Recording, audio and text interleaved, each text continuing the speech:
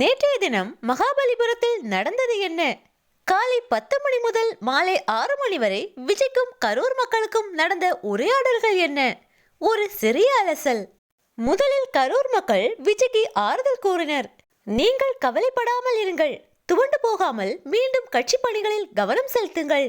நீங்கள் தான் அடுத்த முதலமைச்சராக வர வேண்டும் என்பதுதான் இறந்தவர்களின் ஆசையாக இருந்தது என்று கூறினார்கள்.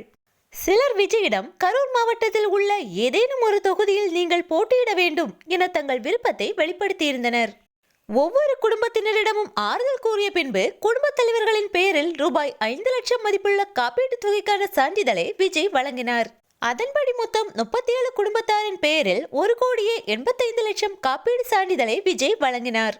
நேற்றைய தினம் இந்நிகழ்வில் பங்கேற்க முடியாதவர்களின் குடும்பத்தினருக்கும் இந்த காப்பீட்டு சான்றிதழை வழங்க தமிழக வெற்றி கழக நிர்வாகிகளுக்கு விஜய் உத்தரவிட்டார்.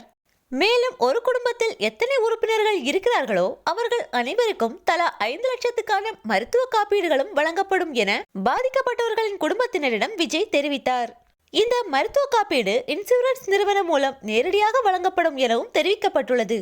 இது தவிர பாதிக்கப்பட்ட குடும்ப உறுப்பினர்களின் படிப்பு செலவை ஏற்றுக்கொள்வதாகவும் படித்து முடித்தவர்களுக்கு அவர்களின் தகுதிக்கேற்ப தனியார் நிறுவனங்களில் வேலை பெற்று தருவதாகவும் உத்தரவாதம் அளிக்கப்பட்டுள்ளதாக தகவல்கள் வெளியாகியுள்ளது. இதற்காக பட்டப்படிப்பு முடித்தவர்களிடமிருந்து அவர்களின் கல்வி சான்றிதழ் நகல்கள் மற்றும் பயோடேட்டா ஆகியவை பெறப்பட்டன. காலை 10 மணிக்கு தொடங்கிய இந்த நிகழ்ச்சி மாலை 6 மணிக்கு நிறைவு பெற்றது. இதன் பின்பு பாதிக்கப்பட்ட குடும்பத்தினர் அதே சிறப்பு பஸ்கள் மூலம் கரூர் அழைத்து செல்லப்பட்டனர்.